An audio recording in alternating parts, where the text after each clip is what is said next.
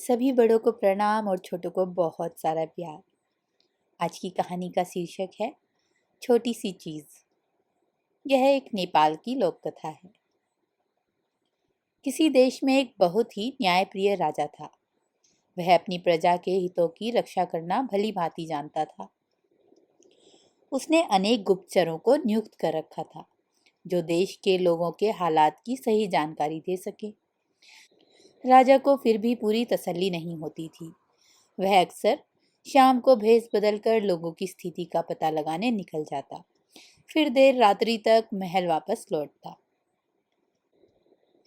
एक दिन एक गली में कुछ डकैतों को उसने डकैती की योजना बनाते देखा। राजा का खून खोल उठा कि उसके देश में चोर लुटेरे भी रहते हैं। राजा ने उन डाकुओं को ललकारा तो डाकू राजा के ऊपर झपट पड़े। राजा उनसे लड़ाई लड़ ही रहा था कि 4-5 युवक उधर से आ निकले।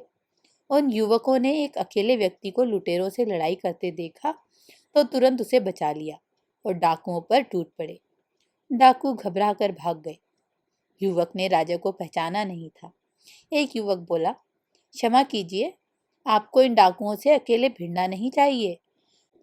आप हमें बताइए कि आप कहाँ रहते हैं, हम आपको वहीं छोड़ देंगे। राजा ने कहा, नहीं, इसकी आवश्यकता नहीं है। आप जैसे योग्य युवक हमारे देश में रहते हैं तो मैं अकेला कहाँ हूँ, आप भी मेरे मित्र ही हैं। राजा कुछ देर बातें करता हुआ उनके साथ चल दिया और बातों बातों में उन युवकों का नाम पता आदि पूछ लिया। वे सभी अलग स्थानों पर रहते थे। कुछ दूर तक सब साथ चलते रहे। फिर आधी रात हो जाने पर सब अपने अपने घर चले गए। राजा भी चुपचाप पिछले दरवाजे से राजमहल में जाकर सो गया। सुबह को राजा ने उठकर उन युवकों को राज दरबार में आने का न्योता दिया। वे सभी युवक यह सुनकर बहुत हैरान हुए कि राजा ने उन्हें बुलाया है। उनमें से कुछ युवक डर के मारे घबरा गए। कहीं उनसे अनजाने में कोई गलती तो नहीं हो गई जिसकी उन्हें सजा मिलने वाली है। जब युवक राजमहल में पहुंचे तो उन युवकों को बैठक में बिठा दिया गया। कुछ देर बाद सिपाही अपने साथ युवकों को राजा के सामने ले गए। युवक यह देखकर विस्मित रह गए कि रात में डकैतों से टक्कर लेने वाला व्यक्ति और कोई नहीं बल्कि उस देश का राजा था। उन्होंने राजा को झुककर प्रणाम किया। राजा से कहा, तुम सब मेरे मित्र हो, अतः तुम्हें प्रणाम नहीं मेरे गले से लगना चाहिए। सभी युवक राजा की बात सुनकर बहुत खुश हुए। राजा ने उन 5 युवकों को गले लगाते हुए कहा, तुम सभी मेरे मित्र हो। मैं चाहता हूँ कि तुम लोग अपनी अपनी इच्छा बताओ। यदि मेरे वश में हुआ तो मैं तुम्हारी इच्छा अवश्य पूरी करूंगा। वैसे जब कभी तुम्हें कोई चीज की आवश्यकता हो तुम मेरे पास आ सकते हो। राजा की बात सुनकर सभी एक दूसरे का चेहरा देखने लगे और सोचने लगे कि राजा से क्या मांगा जाए। एक युवक ने कहा, मैं एक टूटी फूटी झोपड़ी में रहता हूँ, यदि हो सके तो आप उसकी मरम्मत करा दीजिए। राजा ने अपने मंत्री को आदेश दिया कि इस युवक को एक बड़ा मकान तैयार करके दिया जाए। फिर राजा ने दूसरे युवक से पूछा तो उसने कहा, मेरे घर की हालत बहुत खराब है, हम बहुत गरीब हैं। मुझे कुछ धन मिल जाता तो मेरे पिता और मैं कोई व्यवसाय शुरू कर देते। राजा ने आदेश दिया कि इस व्यक्ति को ढेर सारा धन दिया जाए ताकि वह अपना व्यापार जमा सके। फिर तीसरे युवक ने अपनी इच्छा इस प्रकार प्रकट की, मैं पढ़ा लिखा बेकार युवक हूँ। मेरे माता पिता चाहते हैं कि मैं नौकरी पर लग जाऊं ताकि कुछ कमा सकूं। मेरी आपसे प्रार्थना है कि आप मेरी नौकरी कहीं लगवा दीजिए। राजा ने उस युवक को एक अच्छे पद पर नौकरी दिलवाने का आदेश दिया और वह युवक खुश हो गया। अब चौथे युवक की बारी थी। वह कुछ देर तक सोचता रहा कि राजा से क्या मांगू। राजा ने कहा, प्रिय मित्र, तुम्हें जो कुछ चाहिए निसंकोच मांगो।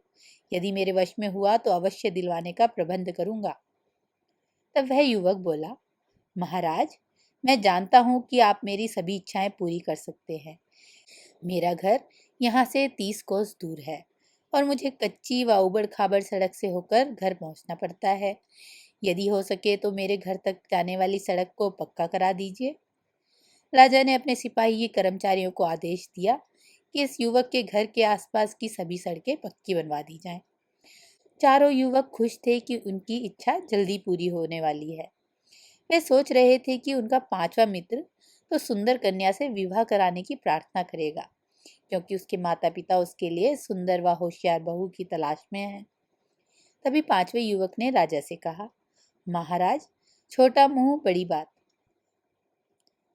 तभी पांचवें युवक ने राजा से कहा, महाराज, छोटा मुंह बड़ी बात न समझे तो मैं आपसे एक निवेदन करना चाहता हूँ। राजा ने कहा, तुम्हें जो भी कहना है निसंकोच कहो। इस पर युवक ने कहा, महाराज, मैं चाहता हूँ कि आप वर्ष में एक बार मेरे घर अतिथि बनकर आए। चारों युवक अपने मित्र की ओर अजीब सी नजरों से देखने लगे कि उनके मित्र ने मांगा भी तो क्या। वे सोचने लगे कि आज इसकी अकल घास चढ़ने गई है, इसने ऐसी बेतुकी इच्छा जाहिर की। राजा युवक की इच्छा सुनकर थोड़ा असमंजस में पड़ गए, क्योंकि उसने वायदा किया था कि यदि उसके वश में होगा तो उसकी इच्छा अवश्य पूरी करेगा। अतः राजा ने उसकी इच्छा पूरी करने की स्वीकृति दे दी। सभी युवक अपने अपने घर चले गए। कुछ दिन यूं ही बीत गए। क्योंकि उस पांचवें युवक के यहाँ राजा को अतिथि बनकर जाना था, इस कारण उसके लिए एक बड़े और आलीशान मकान के निर्माण की तैयारी शुरू कर दी गई और उस युवक को उस आलीशान मकान में अपने परिवार के साथ रहने के लिए भेज दिया गया। फिर उस युवक के घर में कामों के लिए अलग अलग नौकर चाकर प्रबंध कर दिए गए, ताकि जब राजा वहां रहने जाएं तो उन्हें किसी प्रकार की असुविधा ना हो। अब उसके इतने सारे खर्च इतनी आसानी से नहीं चल सकते थे। इस कारण उसके लिए राजकोष से एक बड़ी धनराशि नियमित रूप से भिजवाने का इंतजाम कर दिया गया। उसके घर राजा को अतिथि बनकर जाना था और राजा ऊंची नीची और उबड़ खाबड़ सड़कों से यात्रा नहीं कर सकते थे। इसलिए उस युवक के मकान के चारों ओर नई सड़क का निर्माण कर दिया गया। वह युवक बहुत खुश था कि उसे अपने मित्रों से कहीं अधिक मिल चुका है। तभी राजा को पता लगा कि वह युवक कोई छोटा मोटा काम करता है। यह राजा की शान के खिलाफ था कि वह किसी छोटे आदमी के घर मेहमान बन के जाए, वह भी 24 घंटे यानी रात्रि तक के लिए। राजा ने आदेश दिया कि उस युवक को राज दरबार में अच्छे पद पर नियुक्त कर दिया जाए। युवक को मुख्य राज दरबारी की नौकरी दे दी गई। अब राजा का उस युवक के यहाँ जाने का दिन निश्चित हो गया। लेकिन एक समस्या फिर आ गई। शाही कानूनों के अनुसार राजा किसी अजनबी युवक के यहाँ मेहमान बनकर नहीं जा सकते। राजा ने अपने मंत्री की सलाह ली। मंत्री ने बताया कि वह युवक बहुत ही होनहार व बुद्धिमान है, क्यों ना इसका विवाह आपकी पुत्री से कर दिया जाए। राजा को बात जच गई और राजा ने उस युवक के यहाँ सूचना भिजवाई कि वह अपनी पुत्री का विवाह इस युवक से करना चाहता है। वह युवक खुशी से फूला ना समाया। कुछ ही दिनों में उस युवक का राजकुमारी से विवाह हो गया। अब राजा उस युवक के यहाँ हर वर्ष एक दिन के लिए मेहमान बनकर जाने लगे, क्योंकि अब वह युवक अजनबी नहीं बल्कि उनका दामाद बन गया था। राजा अपने दामाद की बुद्धिमत्ता से बेहद खुश था कि उस युवक ने देखने में छोटी सी चीज मांगकर इतनी बड़ी चीज मांग ली थी। आशा करती हूँ आपको यह कहानी जरूर पसंद आई होगी। धन्यवाद।